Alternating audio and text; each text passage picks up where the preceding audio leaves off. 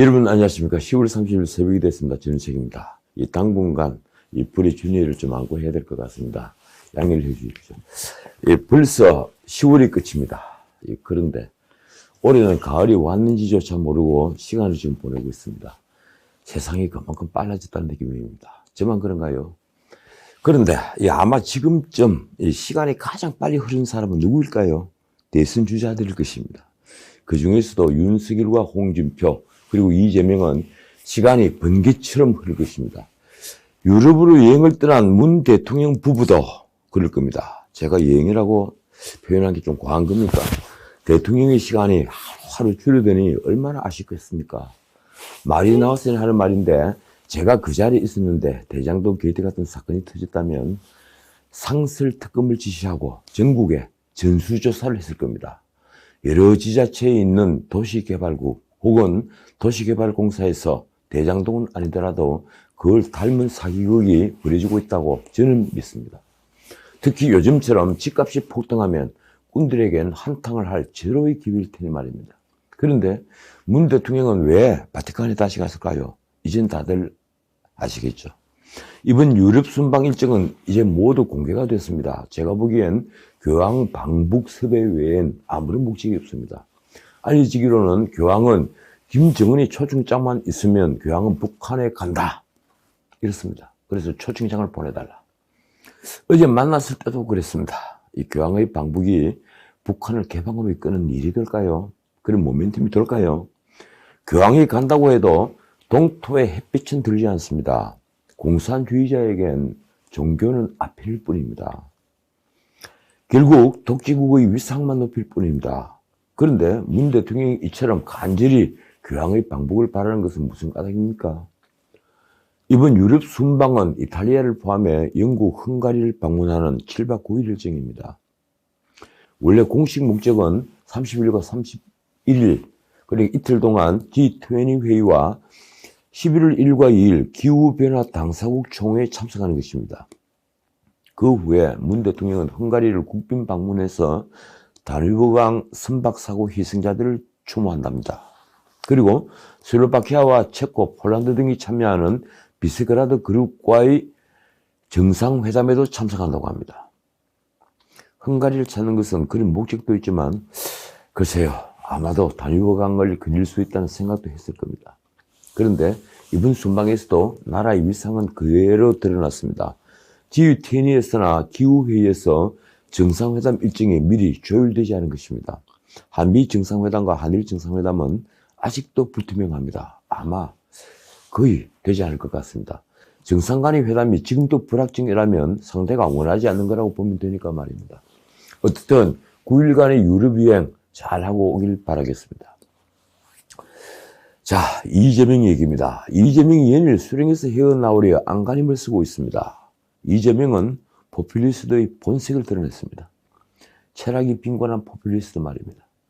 그는 29일 전 국민을 대상으로 재난지원금을 지급하는 방안을 추진하겠다고 나섰습니다. 깜짝 놀랄 일입니다. 지난 총선 때 금권 선거의 추억에서 벗어나지 못하고 있는 겁니다. 그는 국민이 입은 피해에 비해서 국가 지원의 규모가 크지 않았다면서 이렇게 말했습니다. 경제 회생과 국민들의 헌신과 협력에 대한 위로와 보상 차원에서 추가 지원이 그리고 일반적 지원이 더 필요하겠다는 생각이 든다. 위로와 보상이라고 했습니까? 그렇다면 한 1,000만 원씩은 안겨야 되지 않겠습니까? 그는 GDP 대비 국민지원금 규모가 다른 나라들에 비해서 턱없이 적다는 게 분명하다고 했습니다. 정말 그렇습니까? 제가 기만하지 않겠습니다.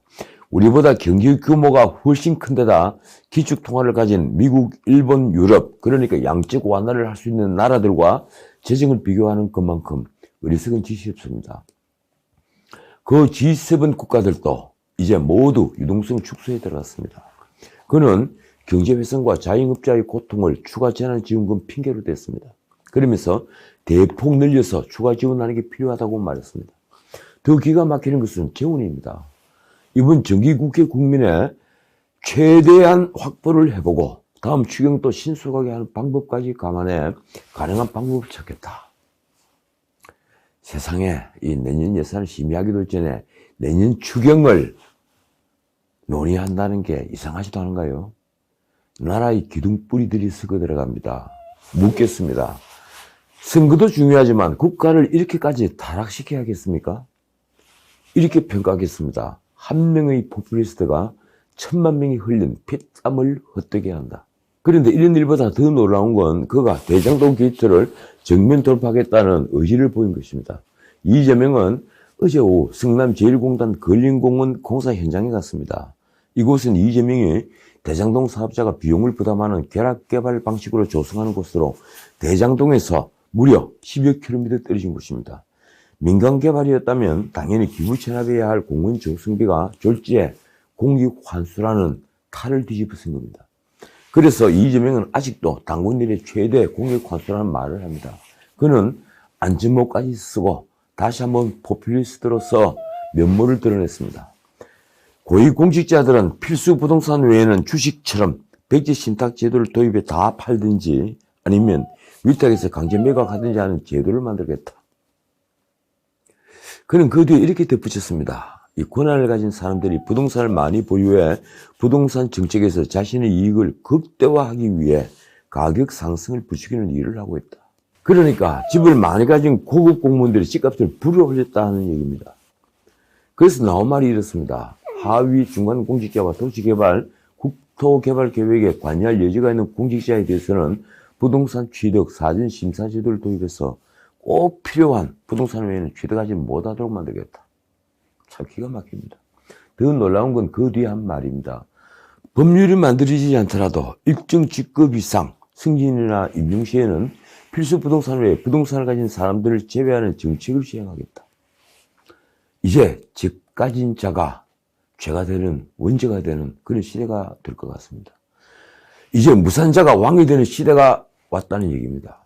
그건 재산은 도적질이다라는 유명한 말을 남긴 무정부주의자 피에르 프루동이나 카를 마르크스가 꿈꾸던 세상인데 진정한 좌파 미하일 바쿠닌이 가장 비웃은 대목이 바로 이 대목입니다. 그러고 보니 이재명이 꿈꾸는 세상은 마치 소설 닥터 지바고에 나오는 혁명 직후의 러시아 풍경 같습니다. 큰 집을 가졌던 지바고는 방 하나 외엔 모조리 집 없는 자들에게 내어줘야 했습니다. 그런 러시아가 공산주의라는 지옥에서 벗어나는데 무려 70년이 걸렸습니다. 막상 이재명은 대장동 게이트의 천문학적 이익에 대해서는 유체이탈 화법을 사용했습니다. 이렇습니다.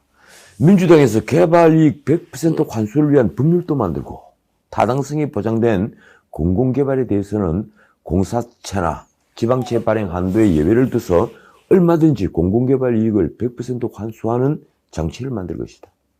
그 뒤에 한 말은 유체이탈의 극치를 보여줬습니다. 이 나라를 망치는 게 부동산 불로소득이다. 앞으로 국민들께서 누군가의 부당한 불로소득으로 나도 모르게 손실을 입는 일을 다시 겪지 않도록 하겠다. 정말 대단합니다. 이재명의 대장동 방문을 두고 윤석열 캠프가 재치 있는 평을 내놨더군요. 국민들은 범인은 항상 범죄 현장에 나타난다는 속설을 떠올릴 것이다. 그 뒤에 이렇게 덧붙였습니다. 이래서 국민들은 이 후보의 기본 인성과 품성에 문제가 있다고 하는 것이다. 어제 방송에서 제가 말씀드린 이재명의 음식점 총량제에 대해서 여전히 지금도 계속되고 있습니다. 본인의 진면목, 민낯이 드러났으니 이재명도 서로의 불을 끊으라고 결사식입니다. 언론의 비판을 아주 매서웠습니다.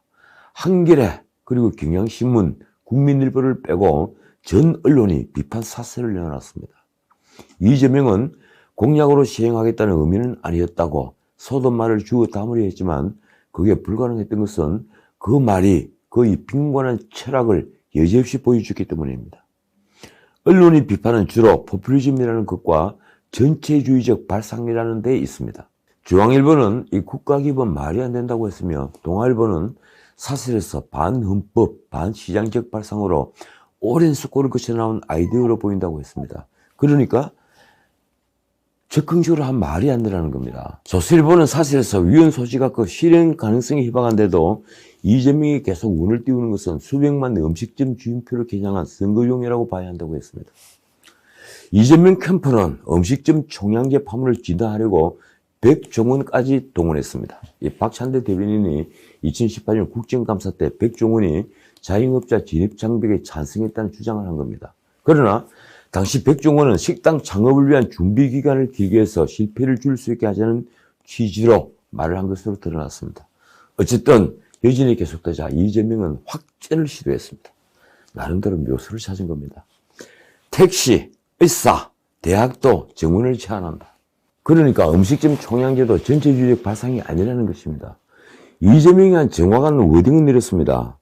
택시 면허도 제한되고 의사도 숫자를 제한하는 제도를 운영 중이고 하다못해 대학 정원도 정하고 있다. 그것도 일종의 대학생 정원 총량제 같은 것이다.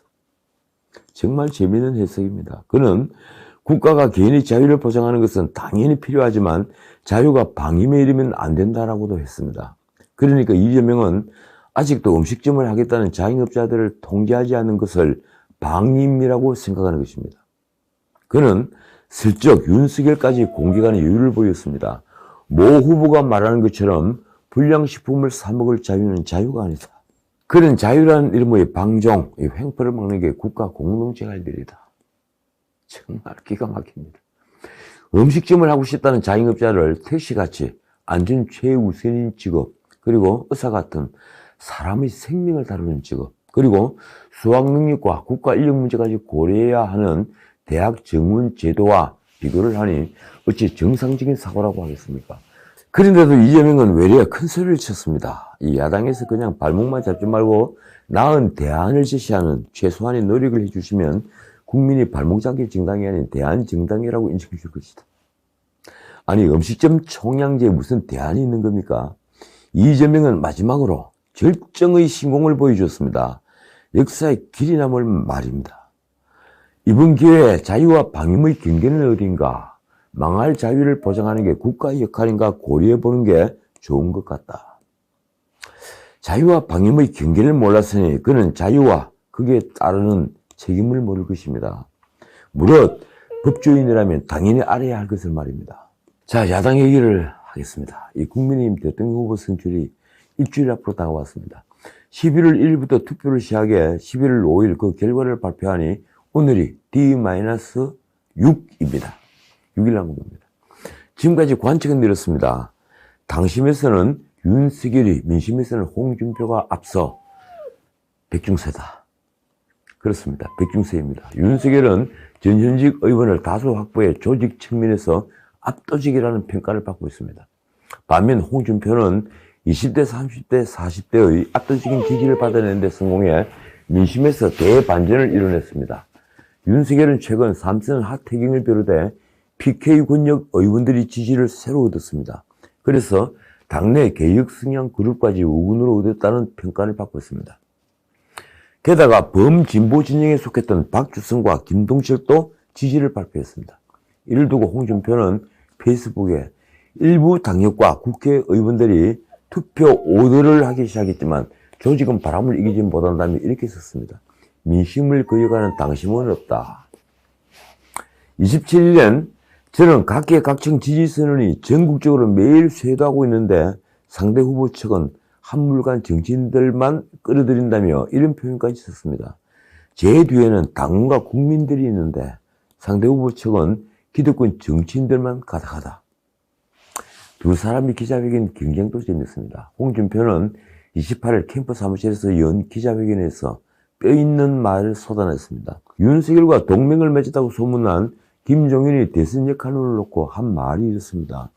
본선에서 도움이 될지 되지 않을지를 보고 판단해야 한다. 하긴 김종인은 어제죠. 다음 대선은 윤석열과 이재명의 싸움이 될 것이라고 이미 윤석열에게 줄을 쓴 걸 드러냈습니다. 홍준표의 말을 바꿔 말하면 김종인은 본선에서 하등 도움이 되지 않는다는 말입니다. 그는 이재명에 대해서도 독설을 했습니다. 제가 대통령이 되면 인수위원회 시절에 감옥으로 보낼 것이다. 이는 정치 보복이 아니다. 그가 윤석열이 우위인 당심을 겨냥해서 한 말을 내렸습니다. 당심이 민심을 이기려고 하면 이 당은 대선에서 이길 수 없다. 망할 것이다. 그는 윤석열 캠프에 몰리던 정치인들을 파리떼에 비유하기도 했습니다. 자, 윤석열도 이날 국회에서 기자회견을 열었습니다. 그가 한 이 말이 언론에 일제히 실렸습니다. 윤석열로 이기는 것이 문재인 정권의 가장 뼈아픈 패배를 안겨주는 것이다. 말하자면 자신이야말로 반문의 중심이라는 얘기입니다. 그는 그동안의 여러 실책을 이렇게 변명했습니다. 제가 정치 선언을 한 지 몇 달이 됐다. 미제의 길을 가다 보니 여러 차례 넘어지기도 했다. 그러면서 넘어지는 것은 실패가 아니다. 넘어진 자리에 주저앉는 것이 실패다라고 덧붙였습니다. 근데 그게 그냥 넘어지는 겁니까? 그는 정치 참여 때 내세웠던 공정과 상식을 다시 언급했습니다. 무도, 무능, 무치, 사무정권의 집권 연장을 막고 상식, 공정, 정의의 새 시대를 열 것이다. 그래서 내세운 게 대장동 게이트 특검입니다. 저는 모든 것을 걸고 대장동 국민 약탈 사건의 특검 도입과 모든 형태의 정치 공작을 분쇄하기 위해 기련히 맞서서 싸우는 선명한 후보가 되겠다. 자, 오늘 여기까지입니다. 이 최순실 씨, 최서원 씨죠. 이 최순실이 대장동 팀에 수사받았다면 난 무죄라고 쓴 옥중 편지가 화제가 됐습니다. 이른바 국정농단 사건으로 총 징역 21년을 선고받은 최순실은 29일 공개된 편지에서 대장동 게이트에 대해 이렇게 썼습니다. 특검을 통해 국정농단 수사 때와 똑같이 수사해야 한다. 최순실은 서울중앙지검 전담수사팀을 겨냥해서도 의미심장한 말을 했습니다. 이런 검사들이 국정농단 수사를 수사했다면 나는 무죄가 나왔을 것이다. 그녀는 이번 대장동 의혹 사건 수사는 거꾸로 가고 있다며 녹취록을 절대적 증거로 넘겨받고도 아무것도 밝혀내지 못하고 서로 각기 다른 진술에 끌려다닌다고 비판하기도 했습니다.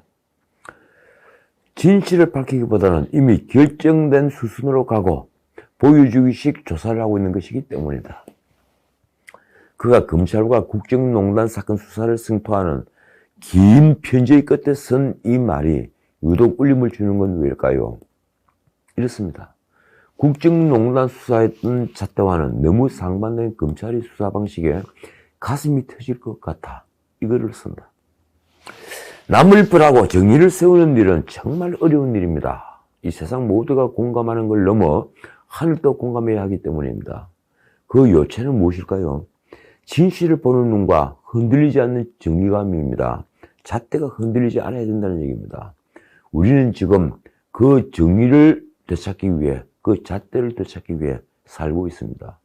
지금까지 전식이었습니다.